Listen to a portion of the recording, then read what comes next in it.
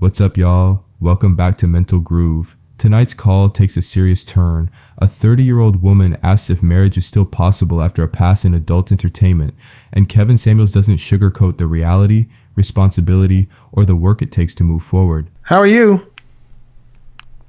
Hi, I'm good. Can you hear me okay? I can. How old are you? Hello. 30. What you got for me? It's your turn. Go. Do you think that like a woman who's a dancer and Do you have a YouTube channel playing in the background? Yeah, turn that off.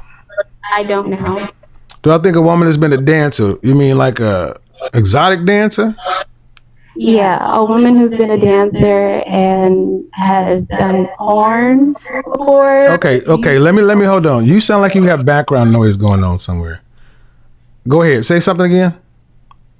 I'm not sure. Go ahead. All right, go ahead. Do I think a woman has done an exotic dancer and done porn? I mean, are we talking about mainstream porn or are we talking about made a sex tape?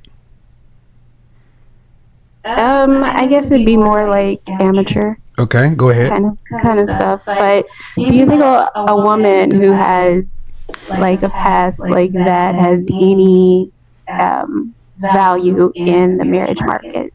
Well, I've seen it. So it just depends. It depends. It all depends. It all depends.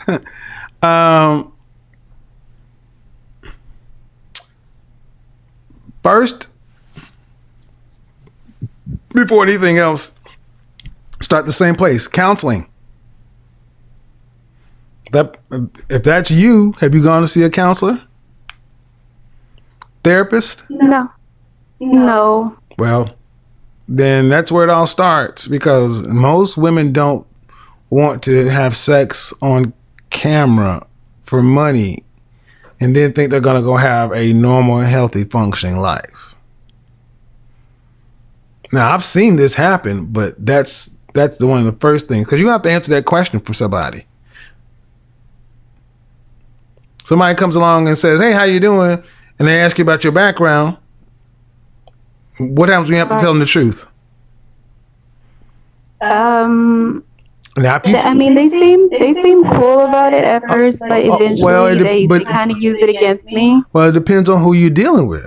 See, there are porn stars that have married square dudes. It's not as uncommon as most people think, and especially like escorts, high-end escorts.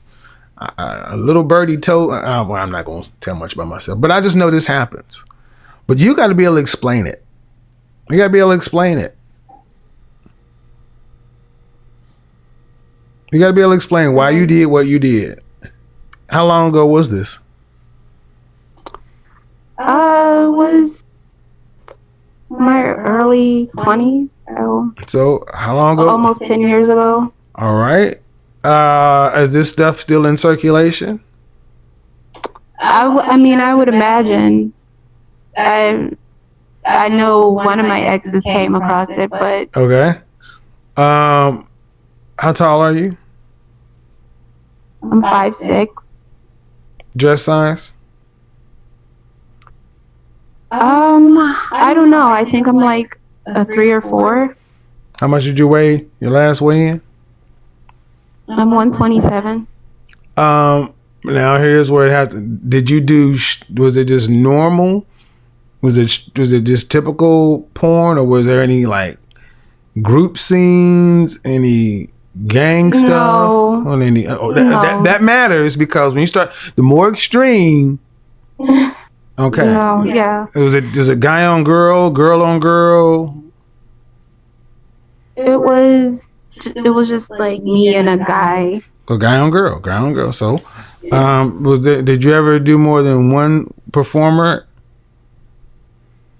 in a scene? No. All right. That's something to work with. If it's been that long, you're still going to have to explain it. So what is it that you want out of life, though? Do you want to, Well, because I would like to get married, but like I said, that's been an issue with my last two relationships where Look, I tried I to know be four honest women right about it. now. I know four women right now who were former former stars and former escorts who were suburban freaking housewives living just. Yes, it happens, but you have to be much more deliberate about it. If you want to be a housewife for what? Do you have any kids? No. Do you want children? Yes. Okay, so that's another thing. Unless you plan on going to do a deep clean of the web, you're going to have to be able to explain mama's background, which happened. Right. Every woman who's been in the industry of some sort has had this. Well, I mean, ask yourself a question. What do you think happens to all these women who've ever had sex on recorded sex? Do you think they all just lived a life to where they died? Or did they go on to live normal suburban lives? I don't know. That's a good question. I've been Most kind of them went on to scared live normal about suburban lives. I know a lot about this subject. I'll put it to you that way. I'm not going to you now. Here's the thing. If you serious, you're not going to chances of meeting a senator or a congressman. But no, it's certainly not over. But you got to be able to explain what it is, and you got to have your head on straight. That's more than anything else. Where's your head at? Because if your mental state is not right, that's what guys will be more concerned with initially. Number one, number two. I can't even see you. Do you live in the north, east, south? What part of the country are you in? I'm in the South. Uh-oh. Are you in Atlanta? Close. That's a good guess, but All right. not in Atlanta. Okay. What would you rank yourself on a scale of 1 to 10? Face. You can't use 7. You said my face? Mm-hmm.